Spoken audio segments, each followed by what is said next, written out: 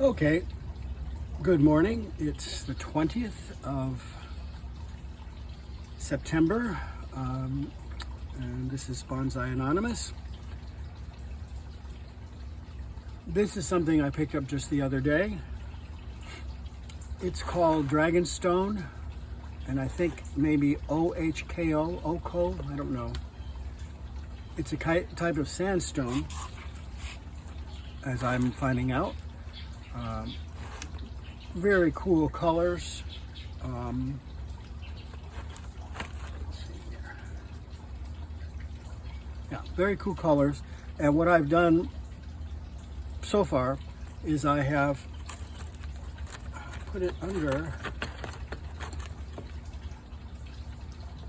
put it in this plastic pot. I don't really have a adequate sized pot to put this in that isn't plastic. It's okay. So what I've done is I have the screens underneath here for drainage that were put on previously, and coming from the bottom here are two wires hooked through the same place as the screen. I don't know if you can see it down there is where it is, but this is not meant to be in so that it's never gonna move. Okay, I mean I don't think I can do that anyway. So this side was not quite even, so I put this under here to try to even it up, and as you can see I'm still screwing around with it. Okay, so all right, so as I say, it's not meant to be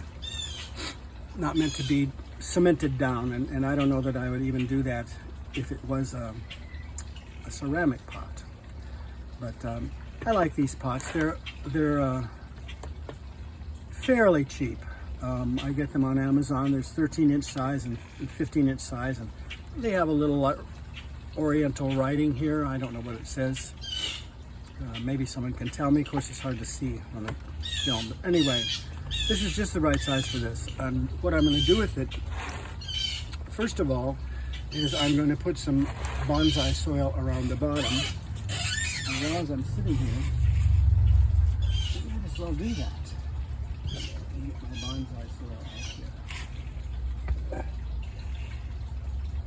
One of my problems is that I don't have very much storage. So anyway, getting some bonsai soil out to do this with. Just use the old plastic pot to seem to have kept the piece. Okay, so bonsai soil, and I'm just going to put some in the bottom.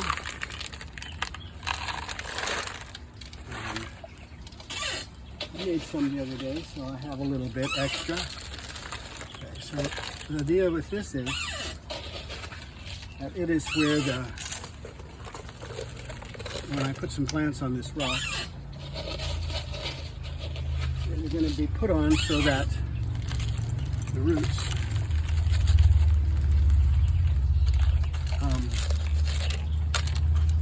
roots can get down into this bottom bonsai soil, which is where some nutrients and some moisture will be.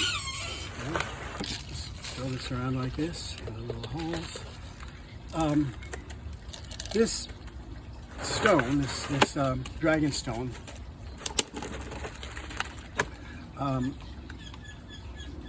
is used, from what I'm seeing on YouTube, is used for not only putting root on rock, but also they take the pieces of it when it's broken and build structures out of it, which I'm not quite up to yet, although I might try it. This stuff is not cheap. Fortunately, I don't have to buy tons of it, but this piece was 6 pounds, and 6 pounds, substantial, and it cost $15, and which I think is a bargain. And I'm lucky that I live close to a place that has them, and as long as I'm talking about them, I might as well mention them. The place is called Bushel Stop, and I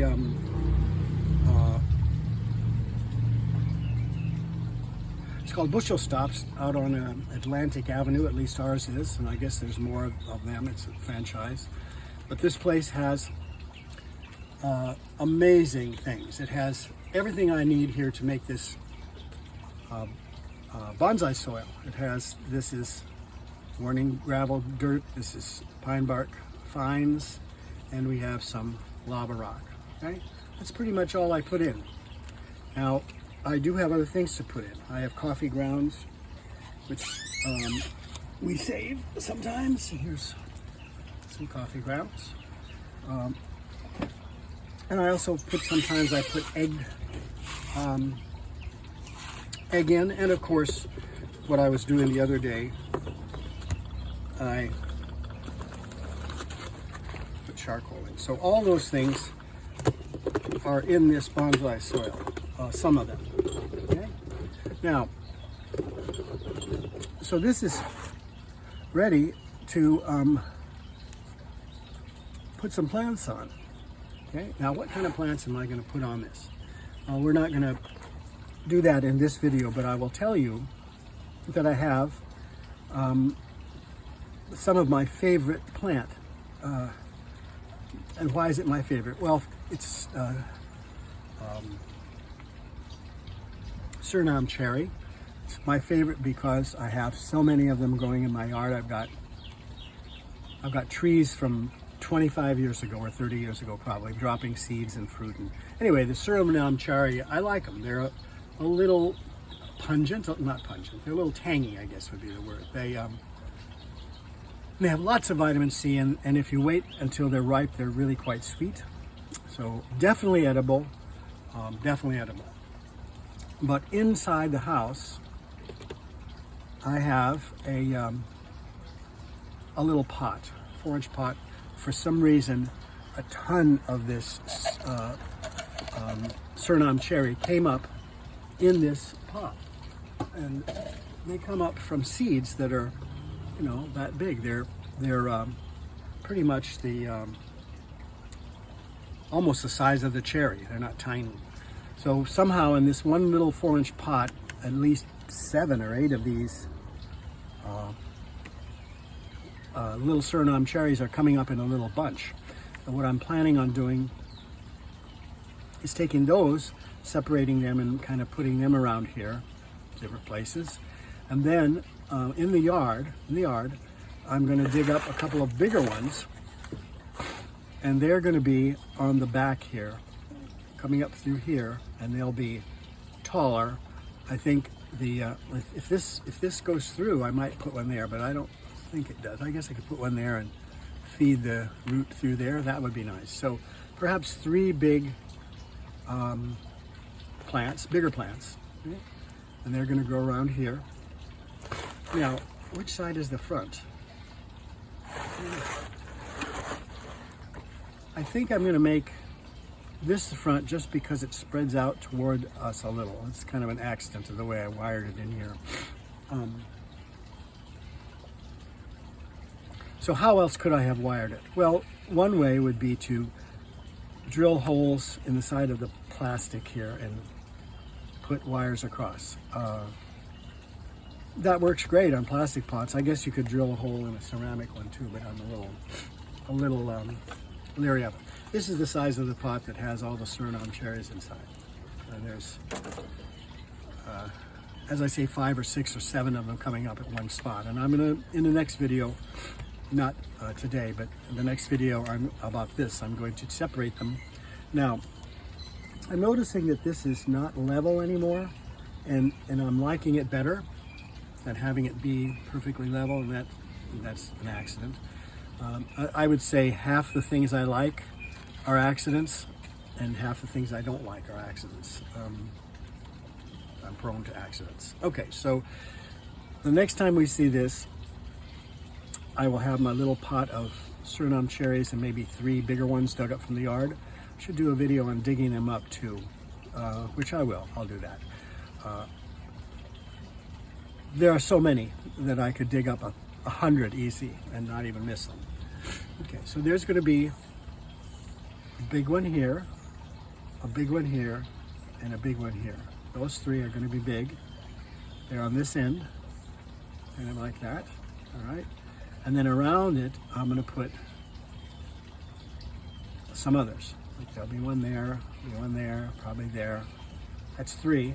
So I don't know how many I'm gonna put in, or if I'm gonna put any in the ground. That's another possibility.